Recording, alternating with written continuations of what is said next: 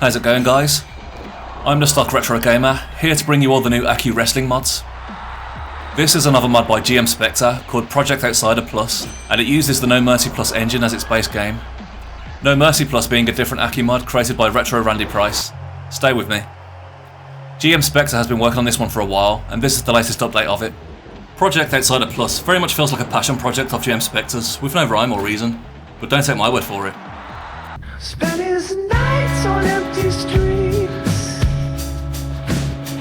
chasing shadows, raising hell, never slowing. In those alleyways of heat, with the thrill of danger always growing. But the morning light can't hide the fight, and the lonely nights when he's all alone. He played a reckless game. This mod can be described as batshit crazy.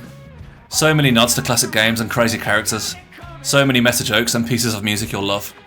I'll put the link in the description for the patch, and also some instructions for how to set it up. This mod can be played on Evercade, Project 64 and Raspberry Pi no problem. This is Project Outsider Plus. Let's take a look.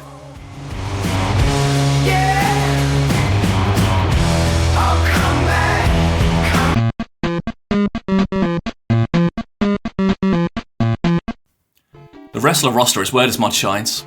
You'll find some of the big names like Hogan, Bret Hart, Lex Luger, Shawn Michaels, Triple H, Ric Flair, and The Rock to name a few. There are some appearances from some big names that we just didn't get to see in an Aki game, like Sid Vicious, Earthquake, Dusty Rhodes, Ahmed Johnson, The Ultimate Warrior, and The Iron Sheik. Then there's a bunch of characters that GM Spectre has just stuck in for fun, like Mike Tyson, Robocop, The Terminator, Ken, Ryu and Zangief from Street Fighter 2, Sonya Blade from Mortal Kombat, and of course Fred Durst. As you can see, GM Spectre has had some fun with the profile pics for these guys.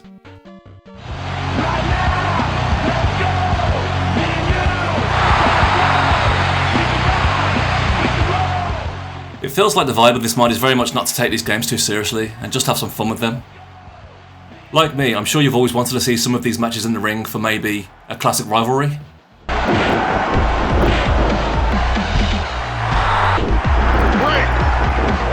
A chance at revenge for a certain screwover.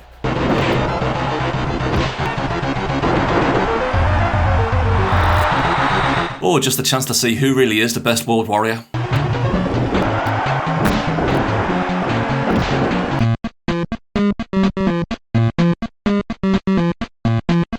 The music used for the menu modes are the ones from the 80s and 90s wrestling games from the NES era, which really gave it a retro feel.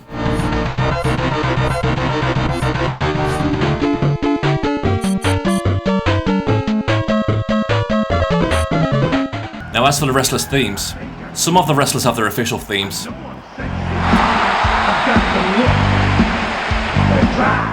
And some of the wrestlers have something like this.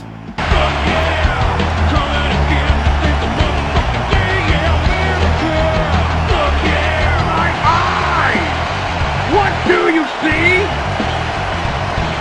The culture fall dangerously. It was funny being surprised by what a particular wrestler might have been given. Of course these are all changeable in the Create a Wrestler mode.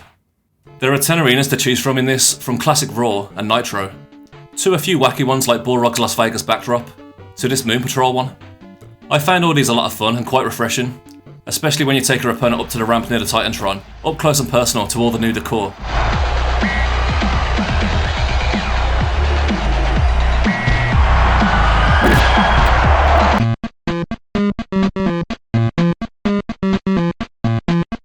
As this is based on the No Mercy engine, you get all the game modes you got on that, such as handicaps, first blood, ladders and cage matches. These all still play great. Now, Championship mode has been given a whole new makeover, with different championships to go for, with completely different storylines and dialogues, and as you can imagine, they're a bit out there. You're given the best wrestler ever, WCW, ECW, Globe for the ladies wrestling, Tag Team, Bra Fra, which sounds like a Vince Russo reference, Celebrity Deathmatch, and Game Boy. I decided to play through Game Boy mode as it intrigued me, and found some of the story amusing, with references to wrestling and gags throughout.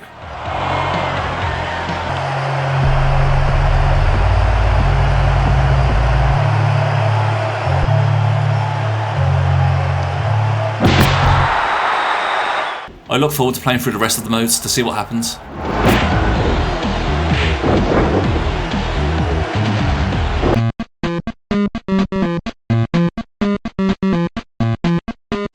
Just some bits I was particularly impressed with that weren't necessary but very much appreciated. It looks like GM Spectre has put together some actual new face models for some of these guys, which is always a bonus. Particular standouts are Mike Tyson, Mickey the Rourke as Randy the Ram Robinson, Ultimate Warrior and Sid Vicious. They all look pretty accurate. A new chainsaw weapon was put in. I believe this might have been destined for the original game but didn't quite make it. Nice to see it resurrected in this ROM hack. I'm not sure who's prone to getting it, but I managed it here. Just the attention to detail for the moves for some of these guys is great. For people like the Street Fighter guys and Tyson, going through every move, and there is a lot, to find the best fitting is a real slog.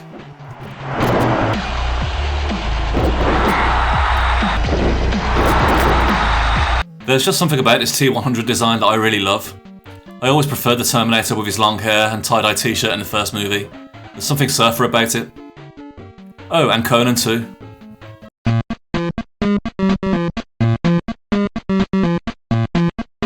What can I say about this mod except it's a bit bonkers. If you're looking for a serious ROM hack, then this isn't for you. GM Spectre has released Wrestlemania 1064 and WCW Saturday Night fairly recently, which both scratch that itch. If you're open to a bit of silliness and just want to have some fun with an Aki wrestling game, then I implore you to give Project Outsider Plus a go, as you won't be disappointed. For me, it was the random appearances from wrestlers that I'd always wanted to see in an Aki wrestling game, like The Ultimate Warrior, Sid Vicious and Dusty Rhodes. I know some of these guys can be found in WWF Legends, which is a different No Mercy mod, but remember, this mod can be played on your Evercade, Retroarch and Raspberry Pi, so no need to add texture packs or plugins. If you're a fan of these Aki wrestling mods, then please like and subscribe, as I'll be looking at more in future videos. I'm the Stock Retro Gamer, and I'll catch you in the next one. Come back to where you used to roam.